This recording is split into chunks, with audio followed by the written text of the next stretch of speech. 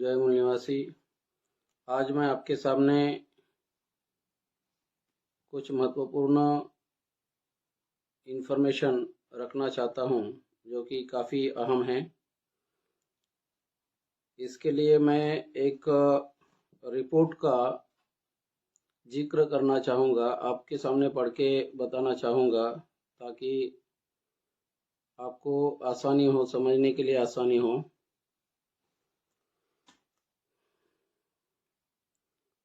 ये जो citizens commission on election के माध्यम से इनके जो चेयरपर्सन हैं justice retired Madan B Lokur, former supreme courts जज, इनके द्वारा और इनके कुछ लोगों के द्वारा एक रिपोर्ट पब्लिश किया था और उस रिपोर्ट का नाम है is the Indian EVM and VVPAT system fit for democratic election, report of the citizens commission on election. ये रिपोर्ट उन्होंने पब्लिश किया था लगभग 30 जनवरी 2021 को।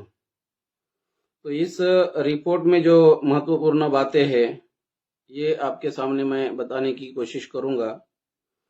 तो रिपोर्ट के रेफरेंस में citizens commission on election chairperson justice retired Madan B Lokur, former supreme Court जज, the citizens commission on election CCE, a group of expert including retired judges। ये जो सिटीजन्स कमीशन ऑन इलेक्शन है ये एक एक्सपर्ट रिटायर्ड जजेस का group है। Bureaucrats and professor, तो कर्मचारी लोग और प्रोफेसर लोग, इनके माध्यम से ये रिपोर्ट पब्लिश किया गया।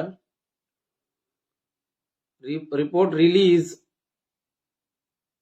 a report highlighting serious concern related to EVM VVPAT. At the same time, the report is the Indian EVM and VVPAT system fit for democratic election, makes a recommendation to overcome this concern। अभी इस report में काफी सारी महत्वपूर्ण बातों को उन्होंने उजागर किया।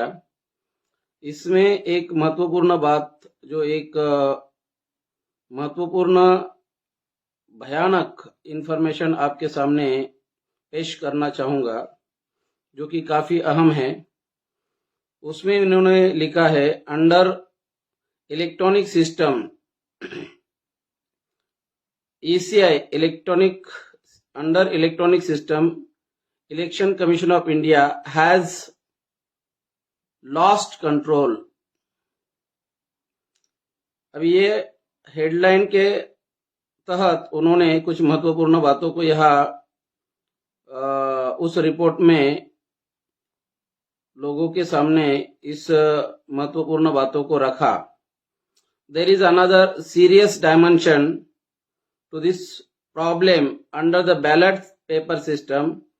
The Election Commission of India had full control and supervision over the manufacturing of ballot boxes, printing of ballot papers, its dispatch and counting of votes। जब ये बैलेट पेपर सिस्टम था तो इलेक्शन कमीशन ऑफ इंडिया का उसके ऊपर direct control था और manufacturing से लेके ballot box, manufacturing of ballot box का मैन्युफैक्चरिंग करने से लेके जो बैलेट पेपर प्रिंट करना है ये सारी प्रक्रिया, dispatch and counting of vote तक, उसके ऊपर इलेक्शन कमीशन ऑफ इंडिया का डायरेक्ट कंट्रोल था। Not so with EVM. अभी ईवीएम के ऊपर उस तरह का कंट्रोल नहीं है। Not so with EVM. Public sector undertakings, Bharat electronic limited, Bengaluru, and Electronic Corporation of India Limited ECIL Hyderabad manufacture EVM, and they are not under the control or supervision of the ECI. Instead, they are under the direct control of the union government headed by a minister from the ruling party. अब ये direct election commission of India के direct control में नहीं है, तो ये इनके ऊपर जो कंट्रोल है यूनियन गवर्नमेंट का कंट्रोल है, headed by minister from the ruling party. These entities share the confidential software program with foreign chip manufacturer to copy it onto microcontrollers used in the EVM. ये सबसे महत्वपूर्ण बात है, भयानक बात है. इसमें इन्होंने लिखा है कि these entities share the confidential software, जो उसके अंदर कॉन्फिडेंशियल सॉफ्टवेयर डाला जाता है, वो सॉफ्टवेयर को इनके माध्यम से फॉरेन चिप मैन्युफैक्चरर जो होते हैं उनके साथ शेयर किया जाता है. These entities share the confidential software program with foreign chip manufacturer to copy it onto microcontrollers used in the EVMs.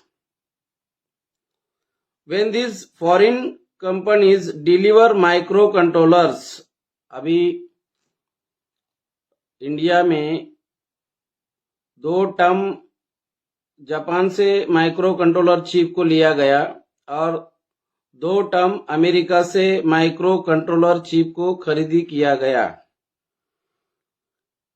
These entities share the confidential software program with foreign chip manufacturer to copy it onto microcontrollers used in the EVM. When these foreign companies deliver microcontrollers fused with software code to the EVM manufacturer, neither the manufacturer nor the ECI, Election Commission of India, official nor the technical advisor can read back their content because they are locked. अभी ये जो foreign company जब ये microcontroller fuse with software code ये जो deliver करती है to the EVM manufacturer, neither the manufacturer nor the ECI official, ये इलेक्शन कमीशन ऑफ इंडिया के ऑफिशियल को भी और मैन्युफैक्चरर को भी इसके बारे में पता नहीं होता है. Nor the technical advisor can read back their contents because they are locked.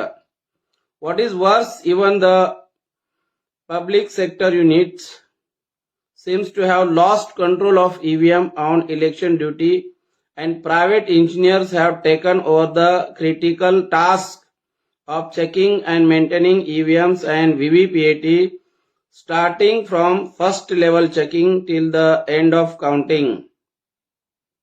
It is clear therefore that EVM voting does not comply with any of the democracy principles which are paramount.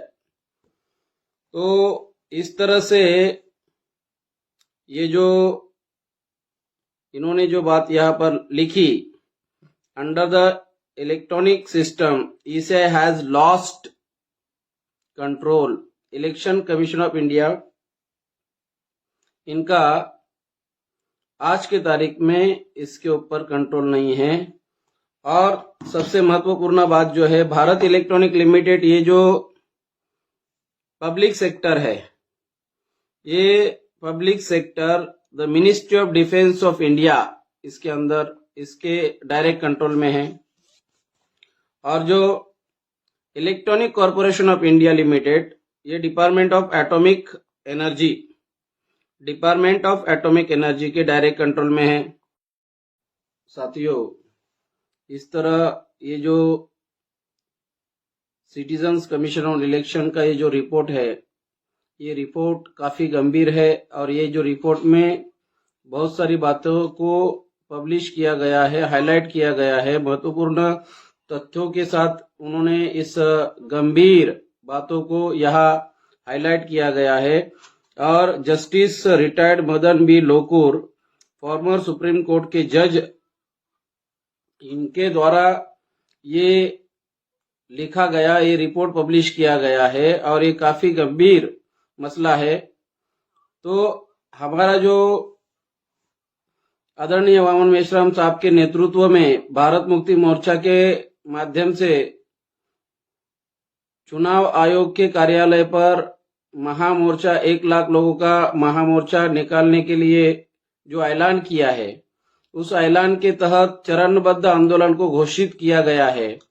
तो उस pamphlet में भी ये इस issue को हमने लिखा है और इसको रिलेशन, इस इश्यू को रिलेटेड मैं एक वीडियो आपके सामने, इस वीडियो को अटैच करके आपको ये बताना चाहता हूं कि किस तरह से ये बदमाशी हो रही है, चुनाव आयोग के माध्यम से ये किस तरह से बदमाशी हो रही है।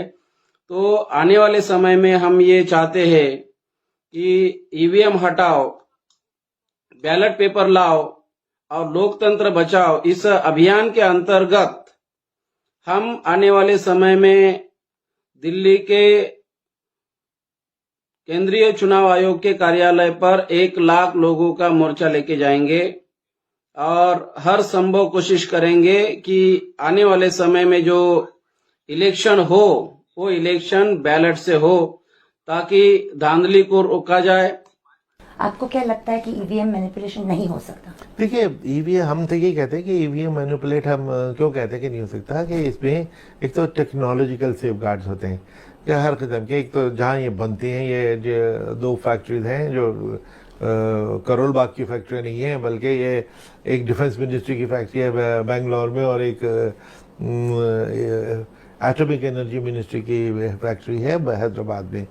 दूसरे, इसके जो 3-4 इंजीनियर बनाते हैं, उसके ऊपर हमारा एक सुपरविजन ये है, हमारी एक कमेटी है 5 IITs के प्रोफेसर्स, इंडिपेंडेंट प्रोफेसर जो टेक्नोलॉजी को जानते हैं। हम लोग तो नहीं जानते, हम तो नॉन टेक्निकल हैं। हमने उनकी इंडिपेंडेंट कमेटी जो 20-25 साल से करती है, वो सारा उनका सॉफ्टवेयर वगैरह देखते हैं। बीईएल कंपनी की बात कर रहा हूं, जो अभी समाचार पत्रों में 2-3 दिन पहले खबर आई है, वही बात कह के अपनी बात खत्म करो। बीईएल कंपनी, जो कंपनी हिंदुस्तान में ईवीएम देती है चुनाव कराने के लिए, बोत्सवाना में वहां पर सरकार ने हैकेथॉन के लिए चैलेंज दिया कि ईवीएम मशीनों को हैक करके दिखाओ। इसके लिए एक्सपर्ट्स उन्होंने आमंत्रित किए। बीईएल को कहा कि आप भी आकर अपनी मशीन की सच्चाई बताओ। बीईएल कंपनी वहां पीछे हट गई, उस प्रक्रिया में शामिल होने से पीछे हट गई। भारत में भी वही कंपनी ईवीएम मशीनें सप्लाई करती है और भारत में भी हैकेथॉन से पीछे हट गई। यानी ईवीएम टैंपर किया जा सकता है,